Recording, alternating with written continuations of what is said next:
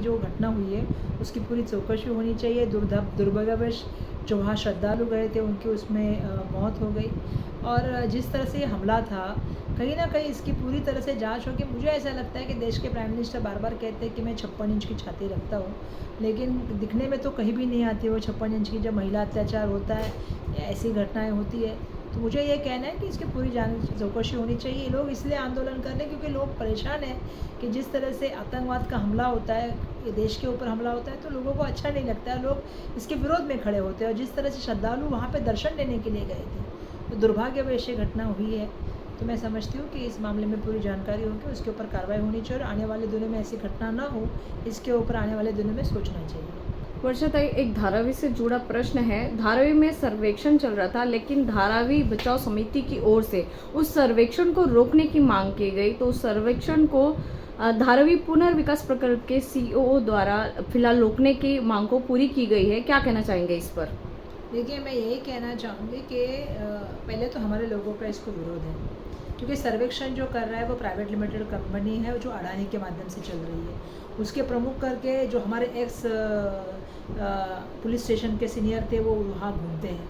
उनके जो तब जब पुलिस इंस्पेक्टर थे तो जब उनके जो दलाल थे उनके साथ जो घूमते थे वो एक टीम बना के वो लोगों को डराने का काम कर रहे हैं, साथ में पुलिसों के साथ साथ स्टेन गन लेके जाने का काम कर रहे हैं। तो लोग ये परेशान हो गए हैं कि ये सर्वे हो रहा है कि ये क्या हो रहा है और ये दहशत का वातावरण क्यों किया जा रहा है। और सबसे बड़ी बात है कि ये प्राइवेट लिमिटेड कंपनी को जो काम कर रहे हैं लोग वो बेसिकली किस अथॉरिटी से काम कर रहे हैं। तो डीआरपी के पास अगर इतनी अथॉरिटी नहीं थी, हमने तो प्रोजेक्ट किसी प्राइवेट लिमिटेड कंपनी को नहीं दिया था, हमने जो प्रोजेक्ट दिया था वो डीआरपी को दिया था।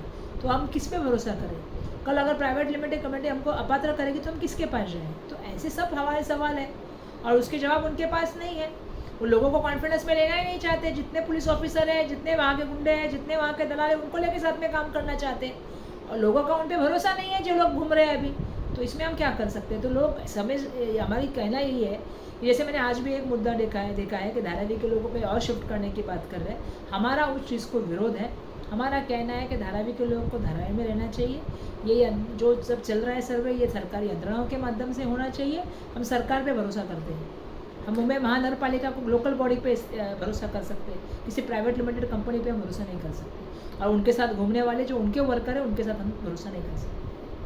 ताई, आप हमेशा धारावी करों के लिए लड़ती आई है, तो वैसे ही सेम एक मुद्दा आज सामने आया है। वाकुला सांता क्रूज ईस्ट में जो कैलाश प्रभात सोसाइटी है वहाँ पे 75 फ्लैट्स हैं, उन्हें खाली करने के लिए कहा जा रहा है और बीएमसी बिल्डर दोनों मिले हुए ऐसा कहा जा रहा है और दोनों का दबाव नागरिकों पर पड़ रहा है और उन्हें कोई ट्रांसफ़र भी नहीं दिया जा रहा है रहने के लिए। क्या कहना चाहेंगे? अभी मैं देख रही हूँ कि राज्य सरकार और केंद्र सरकार बिल्डर और डेवलपर के लिए और बड़े बड़े उद्योगपतियों के लिए काम कर रही है, ना कि एक आम और गरीब आदमी की सुविधा और उसके घर के बारे में या उसके व्यवस्थापन के बारे में सोच रही है। मैं बहुत मुंबई में देख रही हूँ अभी, क्योंकि मुंबई एक बहुत बड़ा फाइनेंशियल सेंटर है। यहाँ पे सबसे बड़ा अगर आज बूम का बिजनेस किसी को माना जाता है तो रियल इस्टेट को माना जाता है। और इसीलिए अडानी को रहे या बड़े बड़े व्यवसायी को रहे, बीजेपी के जितने भी बड़े लीडर्स हैं सबकी नज़र मुंबई की बड़े बड़े प्लॉट पे है। आप वाकोला की बात कर रही है, मैं सायन अस्पताल की बात कर रही हूँ। कल भी मेरे पास कुछ लोग आए थे, मुझे कह रहे थे कि ताई आप सायन अस्पताल के लिए जैसे झगड़ा करती है हमारे लिए भी झगड़ा कीजिए, क्योंकि हमारी भी ज़मीन जो है वो गार्डन का प्लॉट थी। लेकिन दुर्भाग्यवश बीजेपी के नेता जो डेवलपर है और उनके सबसे बड़े देश के प्राइम मिनिस्टर के दोस्त अडानी, ये इनकी नज़र मुंबई पे आ गई। और मुंबई पे जब इनकी नज़र आ गई तो मुंबई के प्राइम स्पॉट उनको चाहिए, जैसे MSRDC चाहिए, अभी मदर डेयरी की बात चल रही है। तो बड़े बड़े स्पॉट्स लेके किसी प्रोजेक्ट के नाम पे लेने का खुद की प्राइवेट प्रॉपर्टी बनाने का काम चल रहा है और इनको बिल्कुल कोई प्रोसीजर नहीं फॉलो करते हुए, कुछ भी फॉलो नहीं करते हुए।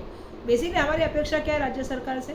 गरीब आदमी के लिए योजना बनाए, लेकिन उनके पास उतना वक्त नहीं है। वो देश के प्राइम मिनिस्टर को जो बोलते हैं उसी हिसाब से बनाते हैं। तो इसीलिए मेरी लड़ाई जो हमेशा रही है वो देश के प्राइम मिनिस्टर के खिलाफ इसलिए लड़ी है कि देश के प्राइम मिनिस्टर बातें तो गरीब आदमी की करते हैं, बात करते हैं कि नहीं ये करूँगा मैं वो करूँगा, लेकिन उनकी पूरी जो सोच है और पूरा जो उनका वर्तन है वो पूरा बड़े बड़े